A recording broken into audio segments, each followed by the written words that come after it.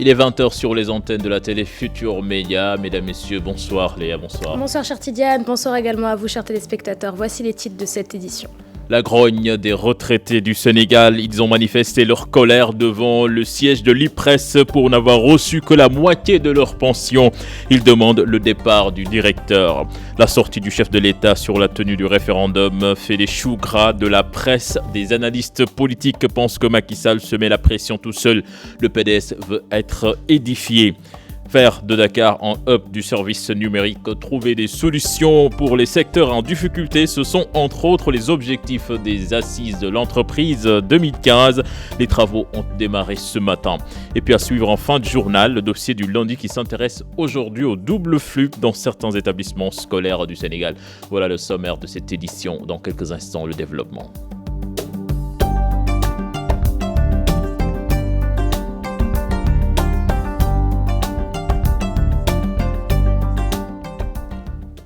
Bienvenue à toutes et à tous. Les retraités du Sénégal ont manifesté leur colère ce matin devant le siège de l'IPRES. La raison de leur colère, ils n'ont reçu que la moitié de leur pension. Une situation qui, selon ces députés, est due à la politique de mensualisation des pensions initiée ce mois de décembre par l'IPRES. En désaccord avec le directeur général de l'institution, ils demandent le départ de celui-ci. Plus d'explications avec Mame Biram Diouf et Diafaraba. On demande le départ du directeur et puis du PCA. C'est tout. Le départ du directeur général de l'IPRES souhaité, ils crient leur colère. Pour eux, il ne fallait pas toucher à leur pension ni procéder à la mensualisation ce mois de décembre. Ces retraités veulent leur pension intégrale bimestrielle. Parce que depuis octobre, on attend notre dû. On ne nous a pas payé le mois de novembre. Ils cumulaient. Donc novembre et décembre, ils devraient nous payer, ils ne l'ont pas fait. Tu vas dans les guichets de la banque, tu déposes ton ticket, ils te payent la moitié de ce que tu as. Ils ont pris leurs propres initiatives.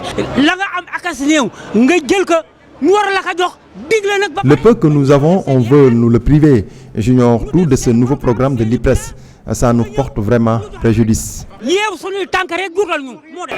Même la bancarisation, ils n'en veulent pas parce que source aussi de problèmes. Il n'y a pas de sécurisation. Le salaire, on le prend, même si c'est à la banque, on le met dans sa poche. Mais quel intérêt? Ils interpellent ainsi le chef de l'État. Il nous avait promis de mensualiser les pensions en les revalorisant. Il est temps de le faire. Venu leur soutenir, le secrétaire général de la FGT, Sidé Ndiaye, dénonce. Aujourd'hui, il réclame qu'on restitue les mois qui ont été coupés et que vraiment qu'il y ait une discussion pour vraiment différer cette mesure et revaloriser. D'abord, il y a un préalable. Il faut revaloriser les pensions. Pour faire revenir le calme, les forces de l'ordre sont sur place, mais rien ne peut leur empêcher de dire non et non. Le sous-préfet de Dakar Plateau, venu s'enquérir de la situation, est dans les tractations pour une rencontre entre les mécontents et le directeur général de l'IPRES. Il temporise. Comme responsable, avec une autorité administrative, avec le directeur de l'IPRES, nous sommes ensemble, pour trouver une solution dans les mêmes délais. Vous pouvez poser des problèmes, ce qu'on va poser, nous on peut être les porte-voix pour trouver une solution à vos problèmes. La bataille est loin de se terminer, disent ces retraités qui demandent tout simplement justice. On est déterminés. Il faut qu'on nous paye. Et puis parlons politique à présent avec cette sortie du chef de l'État sur la tenue du référendum en 2017 et sur les candidatures de ses alliés lors de la prochaine élection présidentielle. Le politologue Momardien et Lamine Ba du PDS donnent leur avis. Justement, le Parti démocratique sénégalais veut être édifié le plus vite possible. Le politologue Momar Diong pense que le chef de l'État se met tout seul la pression. Ils ont rencontré nos reporters Alassane Ba et Modou Diop. La tenue d'un référendum en 2016, jusque-là une question qui défraie la chronique. Macky Sall reste catégorique et refuse toute pression. Le politologue Momar Diong donne son avis sur cette attitude. S'il y a une pression qui s'est exercée contre le président de la République, il me semble que ça vient de lui-même et de son propre parti. Parce que s'il avait tranché cette question durant la première année de son magistère, je crois que personne n'en parlerait. Il a laissé s'installer et perdurer ce débat jusqu'à ce que toute l'atmosphère soit polluée par un tel débat. La normale voudrait que le président de la République nous édifie sur la date de la prochaine élection présidentielle.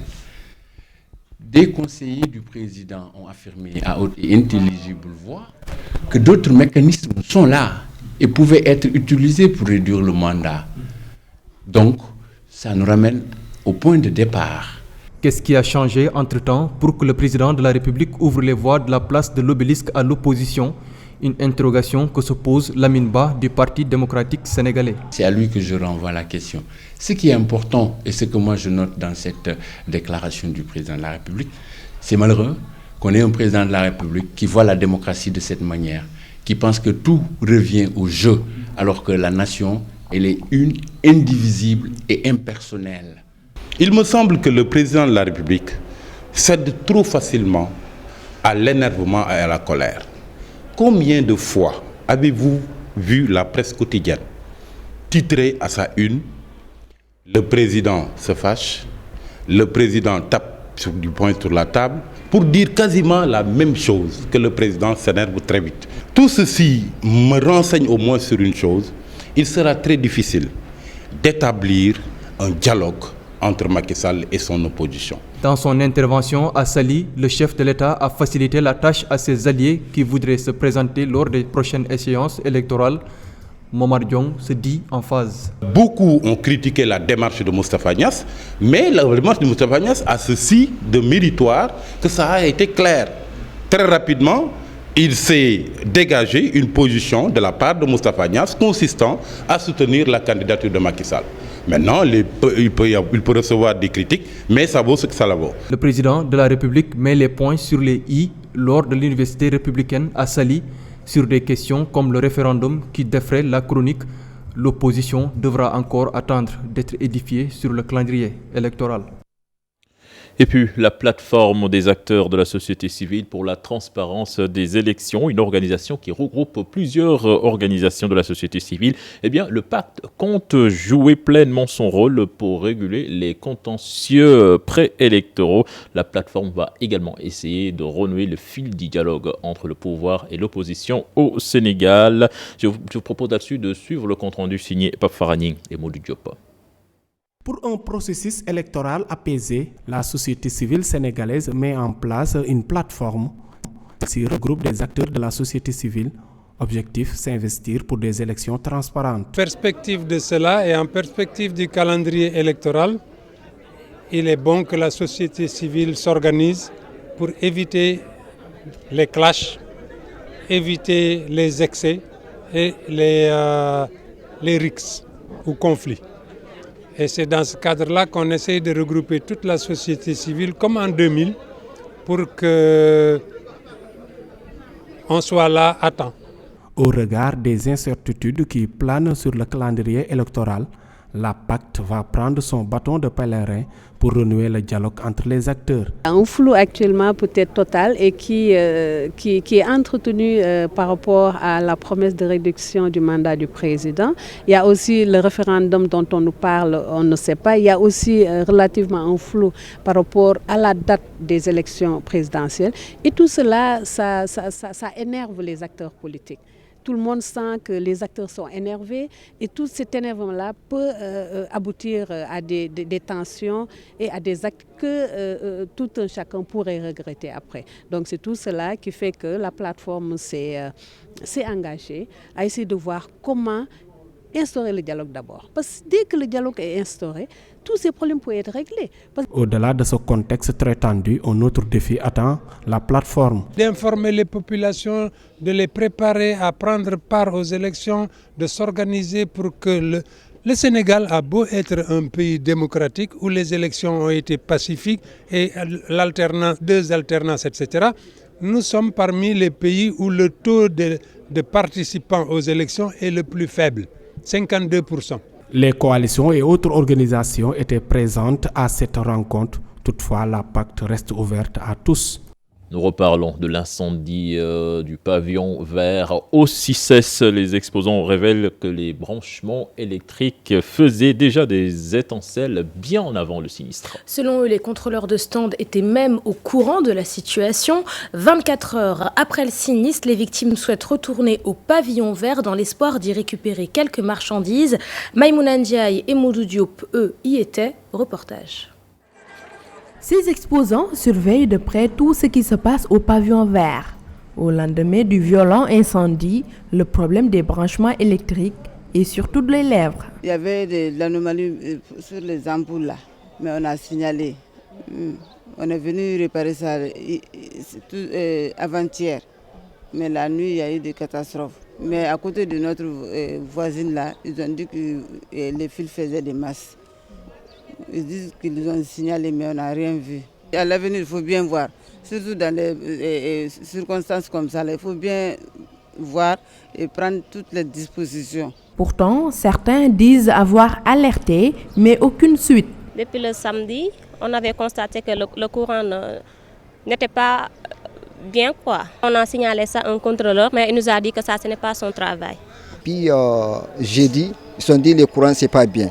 Et puis ils sont déclarés à la direction. Ils ne sont pas venus pour préparer, quoi. Même les jours-là, il y a une femme même que le courant il a frappé, quoi. Cet exposant malien, lui, veut tout simplement accéder à son stand pour évacuer une bonne partie de sa marchandise. Pour rentrer, prendre ce qui reste là, je ne sais pas. Mais moi quand même, je sais que si les pères, ils ne peuvent pas brûler tout, jamais. Parce que je vois il y a des choses qui sont passées comme ça là. Mais les pères là, ça ne peut pas brûler tout. Quand même, on a le droit quand même pour rentrer, pour le garder. Mais jusqu'à maintenant, ils sont en train d'empêcher. Ça, c'est pas juste. Les victimes du sinistre du pavillon vert ont pour le moment pris un avocat et décident de porter plainte en attendant leur indemnisation. Nous restons à la Foire internationale de Dakar où le stand du groupe Futur Média est privé d'électricité depuis ce samedi. Une situation due à l'incendie qui s'est déclenché ce week-end au niveau du pavillon vert. Conséquence, certains engagements ont du mal à être satisfaits. Là-dessus, nous écoutons les explications de Daouda Diouf, coordonnateur de l'équipe de la RFM à la FIDAC. On est des voisins proches et quand le feu donc a tout consumé, nous aussi nous avons été victimes. On n'a pas d'électricité, la ligne téléphonique aussi a été calcinée, raison pour laquelle on était obligé déjà pour des soucis de solidarité avec les sinistrés. Le directeur général nous a demandé de surseoir pour l'instant au concert. Et aujourd'hui, vous avez même constaté vous-même que Boubacar Diallo n'est pas là parce que simplement on n'a pas d'électricité. Jusqu'à présent, ils nous ont dit que bon, ils y sont. Nous avons appelé la Sonatel pour lui signifier que la ligne a été consumée. Donc du côté du CICES aussi, ils nous demandent d'attendre. Nous aussi, on est obligé d'attendre. Même les concerts, on ne peut pas les faire tant qu'aussi on n'a pas d'électricité. Et malheureusement, il y a des conséquences parce que nous avons aussi des engagements avec des annonceurs. C'est parti depuis ce matin pour les assises de l'entreprise à Dakar. Gouvernement, patronat et syndicats ont soulevé tous l'importance de l'entreprise numérique et les secteurs en difficulté. Des secteurs en difficulté tels que le tourisme. D'ailleurs, la relance de celui-ci a été abordée. Compte rendu du démarrage des assises de l'entreprise, c'est avec Fatih et Mardia. État, syndicats des travailleurs, sociétés civiles ont tous répondu à l'appel du parti de l'entreprise. Ces assises constituent un espace où l'économie nationale est au cœur des échanges. C'est dans un ton très positif que les assises se sont passées, avec beaucoup de propositions et nous remercions encore une fois le gouvernement dans son ensemble de l'écoute qu'il nous accorde, de l'écoute qu'il nous donne. Nous pouvons être fondés de croire aux objectifs qui se sont assignés eux-mêmes pour le PSE, donc de croissance de 7%, et ainsi de suite. Des propositions ont été faites afin de relancer des secteurs en difficulté. Le tourisme est un parfait exemple. Il y a des secteurs qui souffrent un peu plus que d'autres, et de ces secteurs-là, nous avons fait des propositions disant que si peut-être ces secteurs retrouvent une croissance, nous pourrons facilement atteindre les croissances indiquées. Le secteur du tourisme, parce qu'il peut avoir plus de possibilités. Bien sûr, des mesures ont été prises, je l'ai dit. Et ces mesures, il faut maintenant les consolider pour que ce secteur aussi génère la croissance qui est attendue. Selon le Premier ministre, impossible de parler du plan Sénégal émergent sans les entreprises. Pour Mahammed Boun Abdallah Dionne, pour relever le défi de l'économie, il faut créer davantage d'emplois. Nous l'avons dit avec le président Beydi Agne que le principal défi de notre économie, c'est de créer davantage d'emplois. Le PSE a pour ambition de créer des richesses, mais aussi dans son axe 2 de promouvoir l'inclusion sociale. Croissance, oui, mais une croissance partagée. Cette croissance, on va la partager par le travail, par l'emploi. Et c'est donc toute cette réflexion que nous sommes venus engager avec notre partenaire, le secteur privé national, mais aussi en présence du monde syndical. Les acteurs du secteur comptent affiner leur stratégie afin de faire de Dakar un hub du service numérique. Super. À Tivaouane, démarrage ce samedi du bourde traditionnel. L'appel de Serine Abdou Aziz Alamine. À quelques jours du Gamou, le porte-parole des Tidianes les appelle à accueillir, comme il se doit, le chef de l'État qui sera samedi prochain à Tivaouane pour inaugurer plusieurs infrastructures. Plus de détails avec nos correspondants Charanta Diop et Saïla Tir. Le président Macky Sall est attendu samedi prochain à Tivaouane pour l'inauguration de la Maison des Hôtes et un certain nombre d'infrastructures. Infrastructures réalisées dans le cadre du programme de modernisation de la cité religieuse. Serigne Abdou Aziz Sy Al Amine, devant la presse, a appelé tous les talibés tidianes à sortir massivement pour encore réserver un accueil chaleureux au président de la République et à son gouvernement. Parce qu'à travers les projets réalisés à Tivaouane, Macky Sall a posé un acte de grandeur. Et quiconque pose un acte similaire doit recevoir une reconnaissance à la dimension de ce qu'il a fait.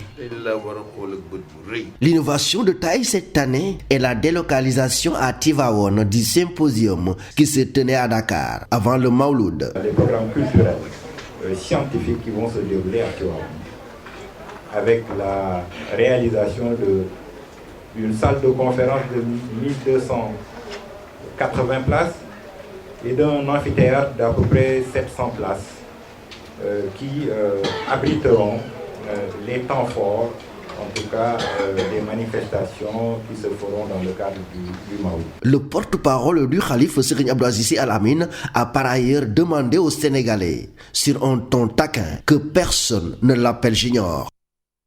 Direction la région de Sédhiou où l'insalubrité est un réel casse-tête pour les collectivités locales. C'est particulièrement le cas dans la ville de Médina Wandifa. Le maire de la dite commune, en partenariat avec le service d'hygiène de Bounkiling, initie un vaste investissement humain avec les jeunes de la localité qui comptent créer des comités de salubrité. Plus d'explications avec Salah Samb et Bakary Conté. Médina Wandifa, ville Carrefour, la plus grande commune du département de Bounkiling, traverse des difficultés énormes pour la gestion des ordures ménagères. Un problème réel dans toutes les collectivités locales de la région de Sédhiou. Le maire de Carrefour Diaroumé lance la grande opération de cette année. Nous avons pris l'initiative en collaboration avec les services déconcentrés de l'État, dont le service d'hygiène, l'infirmier chef de poste, les populations et tout le monde, pour qu'ensemble venir en tout cas enlever ces ordures qui sont dans les caniveaux, dans les affaires de la ville. Parce que cela en tout cas exige une visibilité à la population. Donc, le service d'hygiène de Bounkiling salue l'initiative et lance un appel aux autres maires de la localité. Notre première mission, c'est d'aider les collectivités locales sur l'élaboration et la recherche des plans d'action en matière d'hygiène. Nous sommes prêts. D'ailleurs, j'ai lancé à tous les maires, les 14 maires du département. Chacun doit recevoir un plan d'action concernant l'hygiène et l'assainissement. Le maire de Wandifa, il est là. Ce n'est pas parce qu'il est là que je parle. Non. Si tous les maires étaient comme le maire de Wandifa, aujourd'hui, l'hygiène et l'assainissement. Les jeunes et les femmes venus nombreux décident de créer des comités de salubrité. Mais je pense qu'à partir de cette manifestation, nous allons profiter de l'occasion pour au moins essayer de créer des comités de salubrité à travers les quartiers. Comme ça, une manière d'accompagner le maire dans, n'est-ce pas, la gestion de l'assainissement au niveau de la commune. Parce que nous savons aussi que ce n'est pas qu'à travers les journées de secrétaire tout simplement que nous allons assainir notre ville. Et maintenant, il faut au moins pérenniser l'acte. Le maire Malan Seni Fati demande aux populations de changer de comportement. Il compte par ailleurs multiplier ces genres d'actions afin que Médina Wandifa soit une ville propre. Retour ici à Dakar, Médina, avec le programme And Defar Samagor, entame le nettoiement des grandes artères du quartier.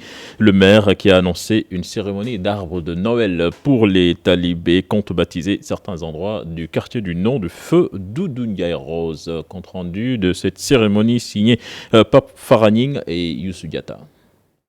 Les allées centenaires toutes propres, de même que le marché Tilène, les personnes peuvent circuler librement. Le maire de la Médina, avec le programme And Defar Samagor, s'engage pour la propriété de sa commune. Ils ont décidé ensemble de sortir une enveloppe de plus de 100 millions de francs destinée aux 8 communes, aux 8 collectivités locales.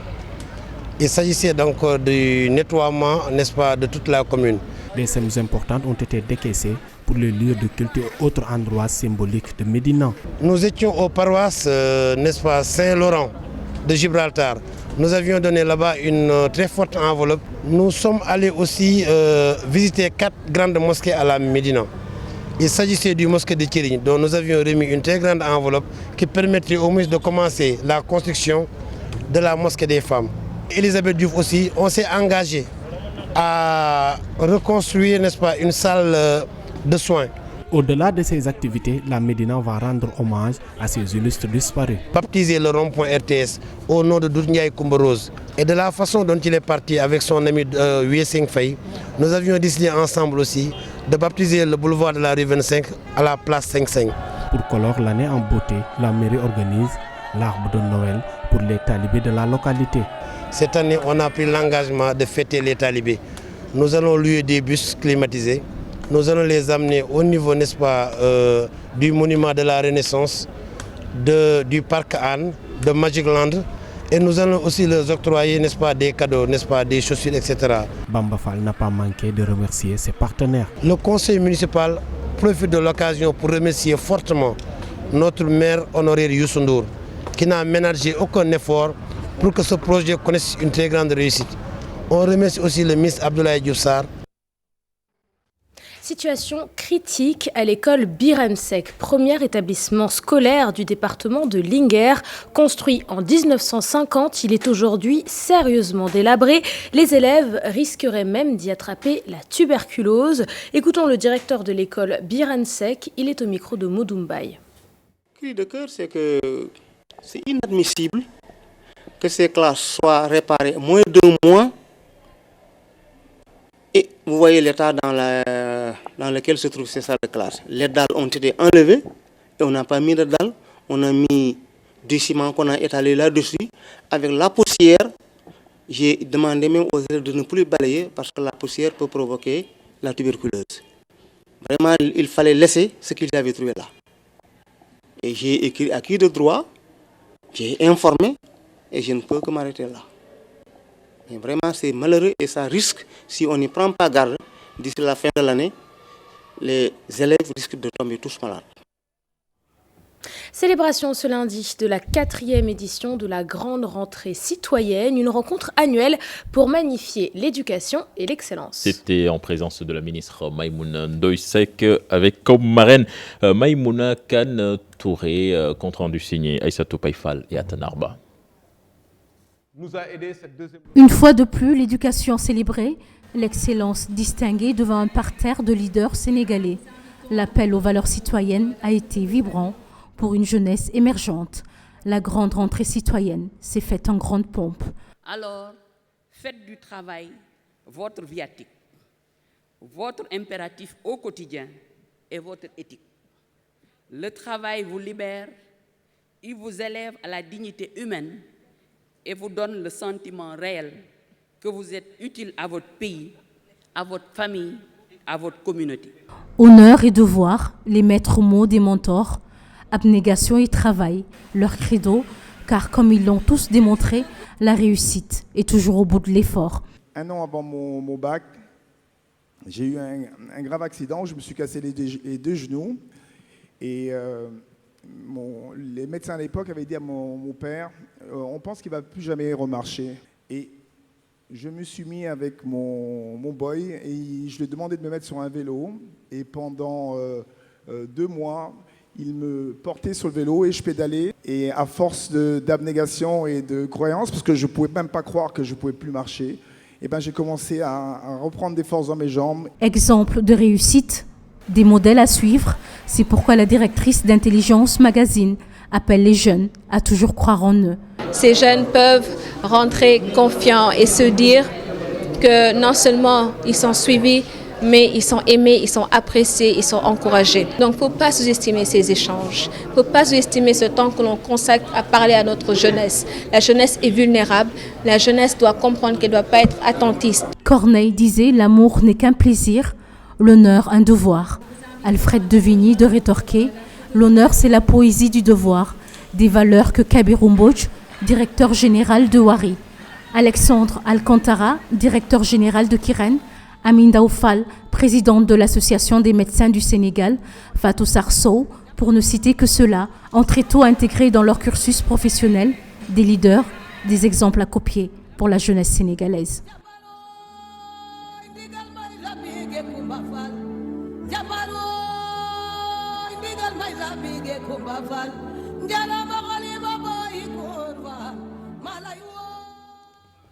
Et cette Paye-Fall, merci. Élection régionale en France, le Front national décortiqué par le professeur Mbaye Thiam. Selon lui, le parti de Marine Le Pen surfe sur les inquiétudes et les peurs des Français au lieu de mettre en place un véritable programme pour résoudre les problèmes de la population française. Je propose de l'écouter, il est interrogé par Mambiram Diouf. Le Front national a réussi depuis le père jusqu'à la fille à instaurer un débat autour non pas de projets de société en France, de résolution des difficultés économiques, mais d'expédients, de ce que j'appelle des expédients autour du chômage, c'est les immigrés, la crise, c'est les immigrés, c'est l'Europe. Et du coup, les extrémismes apparaissent de temps en temps. Le Front national, comme on le dit, surfe sur les inquiétudes et les peurs de la société française. Heureusement que la société française est quand même une société qui a une forte histoire, qui a un vécu sur le plan politique qui remonte, pour parler des indicateurs chronologiques les plus récents de la révolution de 1789, avec des valeurs politiques, des valeurs sociales, des valeurs morales. Si la droite française, gaulienne, et la gauche française, issue du Front populaire, dans ses différents démembrements, se ressentent sur son passé, sur son projet de société, le Front national restera à jamais un parti d'opposition minoritaire. Si maintenant ces gens ne se restructurent pas et ne reviennent pas en arrière par rapport à la course de vitesse que leur impose le Front national, on fait le lit du Front national qui peut un jour arriver au pouvoir. Le dossier du jour nous amène dans les établissements scolaires où certaines classes sont à double flux, une pratique diversement appréciée par les acteurs de l'éducation. Pour les acteurs de l'éducation, cette pratique ne profite pas à l'école sénégalaise. Avec l'annonce du ministre de l'Éducation nationale, certains craignent son retour. Alassane Ba, Diafaraba. Voilà, l'homme fait signe que l'élément n'est pas encore en place. Léa, le dossier du jour qui s'intéresse à ce phénomène. Dans les établissements scolaires, ouais, ce phénomène du double flux. Le double flux, beaucoup de gens savent ce que c'est. Pour les acteurs donc de l'éducation, cette pratique ne favorise pas du tout l'école sénégalaise, avec l'annonce du ministre de l'Éducation nationale qui annonce des effectifs de 80 élèves par classe. Certains craignent son retour au Sénégal. L'élément est en place. Nous suivons ce dossier signé Alassane Ba et Diafaraba. Voilà, l'élément n'est pas encore là. C'était le dernier élément de ce journal. Voilà, on me fait signe que l'élément est bon.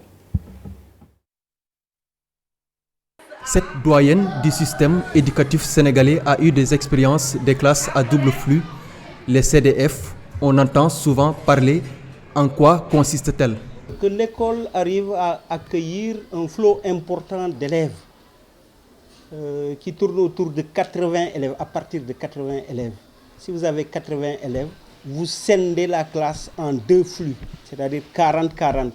Vous avez des élèves qui fonctionnent, qui viennent le matin, par exemple lundi matin vous recevez 40 élèves, et les autres viennent l'après-midi. ceux qui ont étudié le matin, ils reviennent le lendemain, le mardi, l'après-midi du mardi. J'ai pratiqué au moins 4 ans de double flux. Après, j'ai laissé. Un système qui est sans conséquence. Nous pensons qu'il y aura un déficit du quantum horaire.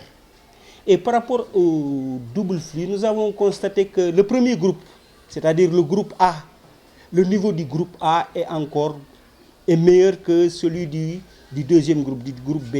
Parce que l'enseignant, le matin, il est frais et il travaille correctement le matin, mais l'après-midi, il est un peu fatigué. Le ministre de l'Éducation nationale, dans une circulaire du 25 novembre, dont les références sont 59,79 et 59,80, parle de salles de classe pouvant contenir jusqu'à 80 élèves.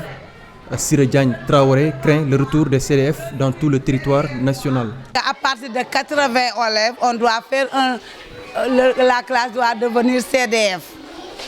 Donc, si on prend 80 élèves par classe, le double flux s'étendra dans le territoire national.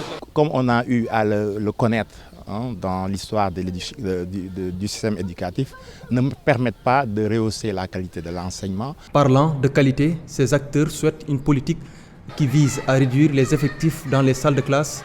La décision de Serigne Mbaye Thiam ne les agrée pas. Ce n'est pas la bonne solution. Nous sommes dans une optique de développement, dans une optique de recherche, comme on le dit, de l'émergence.